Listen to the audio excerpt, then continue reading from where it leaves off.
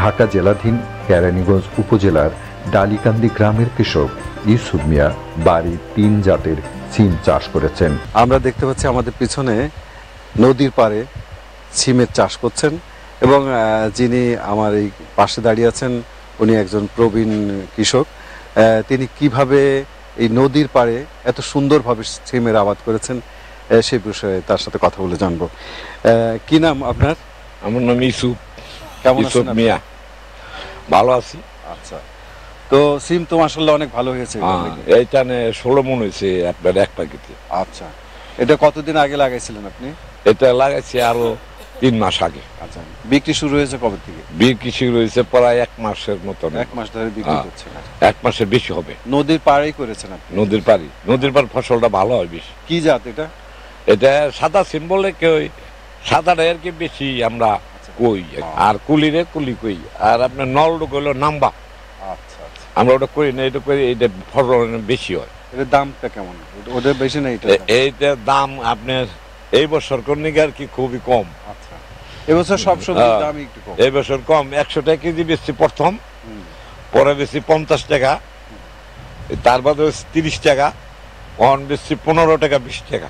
এই যে নদী পাড়ে আপনারা যে সিমের চাষ করছেন, এই নদীর পাড়ের পানি, এই নদীর পানি দিয়ে কি আপনারা এটা সেচ দেন? না, সিম খেতে পানি দেই না, লাগে না। অন্য ফসল করলে ওই তরই ক্ষেত করলে কি, ঝিঙ্গা ক্ষেত করলে কি, কহি ক্ষেত করলে অগ্নি পানি দিই আমরা নদীর থেকে। এই জন্য নদীর পার করা। চাষ কয়টা দিছিলেন আপনি? চাষ দিই না, আপনার কোদালের মারফতে আপনার এই বিটি করি, বিটি নিচে বিটি আছে, 1 হাত বিটি আছে। সার দেন? সার? হ্যাঁ, সারও দিই। কি সার দেন? সার সাদা সার, আপনার মাইটার সার। এটা কি আপনি বাজারে নিয়ে যান না এখান থেকে কিনে নিয়ে যান? এইখানেও বেশি আমরা, বাজারও বেশি, আবার নদীর উপার করেও নেই, সব জায়গা থেকে। ঠিক আছে, আপনি তো সিম তুলতেছিলেন না? দামটা থাকলে আপনি এই গাছের তলগন বেশি। ও আচ্ছা আচ্ছা, দামটা থাকলে এই নিয়ে হয় পাইকার। এইবার দাম নাই, এবার পয়সা একটু কম পাচ্ছেন। মানে সিম গাছে এবার ভারী নাই, কিন্তু তোরই বেশি আপনি 10 কেজি 700 টাকা। কৃষি বিভাগের যারা আছেন ওনারা কি আপনাদের সাথে যোগাযোগ করেন? হ্যাঁ, আমাকে যোগাযোগ আমাকে কি আছে তো, এই যে স্যার একজন, এই স্যারের তো দানা দিছে আমাকে। ও, দানা দিছে? হ্যাঁ, দানা দিছে। বাঁশ দিয়ে মাচা তৈরি করে তাতে সিম গাছ উঠিয়ে চাষ করছেন।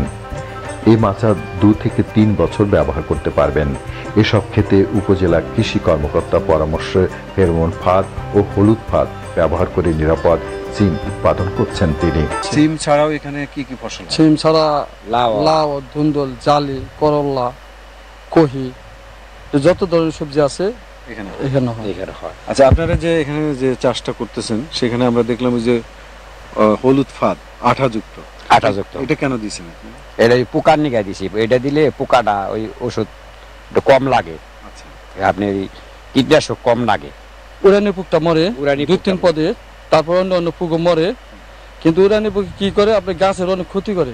গাছের পাতা পোতা যা আছে খাইয়ে হলুদ বানায় হালা, গাছের অনেক ক্ষতি হয়। তো এটা দিলে একটু কমে, মাঝে মধ্যে একটু ওষুধ দিন লাগে, দিলে আর কি পুরোপুরি গাছটা ভালো থাকে।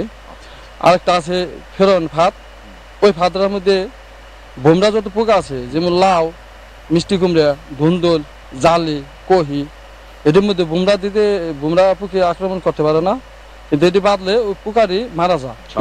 আমার ফসলটা ভালো থাকে, সবজিটা ভালো থাকে। সিম উঠানোর পর একই মাচায় ধুন্দুল, লাউ, চাল কুমড়া ও চিচিঙ্গা এসব লতা জাতীয় সবজির আবাদ করবেন। মাচায় প্রচুর সিম ধরে থাকতে দেখা যায়।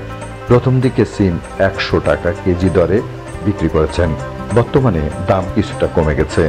উপজেলা কৃষি কর্মকর্তা সবসময় তাদেরকে পরামর্শ দিয়ে থাকেন। সুনিষ্কাশিত দোআঁশ ও বেলে দোআঁশ মাটি সিম চাষের জন্য সবচেয়ে উপযোগী। জ্যৈষ্ঠের মাঝামাঝি থেকে আষাঢ়ের মাঝামাঝি শীতকাল সিমের বীজ বপন করতে হয়। সিমের জাত ভেদে সারা বছরই সিমের চাষ হয়ে থাকে, কারণ সিমের কিছু আগাম জাত রয়েছে, গ্রীষ্মকালীন জাত রয়েছে।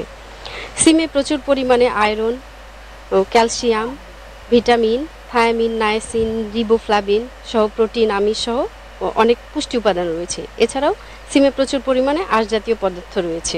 সিম হচ্ছে লিগুমিনেসি গোত্রের একটা ফসল, এই ফসলটা মাটিতে নাইট্রোজেন সংযোজন করতে পারে, এজন্য নাইট্রোজেন জাতীয় সার সিমে কম লাগে। আমাদের কৃষি সম্প্রসারণ অধিদপ্তর সবসময় কৃষকের পাশে থেকে কৃষকদের বিভিন্ন ধরনের রোগ, পোকামাকড় ও সার সেচ সম্পর্কে এবং নানা বহুবিধ পরামর্শ দিয়ে থাকি এবং ফসলের তত্ত্বাবধান করে থাকি। আমরা সবসময় কৃষকদের আধুনিক চাষাবাদে উৎসাহী করে থাকি এবং আমরা গ্যাপ বা উত্তম কৃষি চর্চা ফলো করে নিরাপদ ও পুষ্টিগুণ সম্পন্ন ফসল উৎপাদনে কৃষকরা যাতে লাভবান হতে পারে সেই বিষয়ে পরামর্শ দিয়ে থাকি। এবছর কেরানীগঞ্জ উপজেলায় 375 হেক্টর জমিতে সিমের আবাদ হয়েছে এবং হযরতপুর ব্লকে 120 হেক্টর জমিতে সিমের আবাদ হয়েছে এবং আমরা আশানুরূপ ফলন পেয়েছি।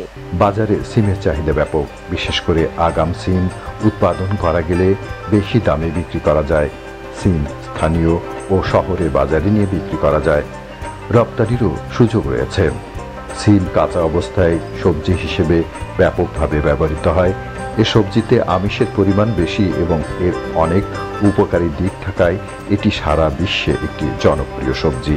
সিমের বীজ শুকিয়ে সংরক্ষণ করা যায়। সিমের বীজই খুবই পুষ্টিকর ও উপাদেয় বিধায় সারা বছর তা খাওয়া যায়। সিম একটি গুরুত্বপূর্ণ সবজি, সারা দেশে এর চাহিদা প্রচুর।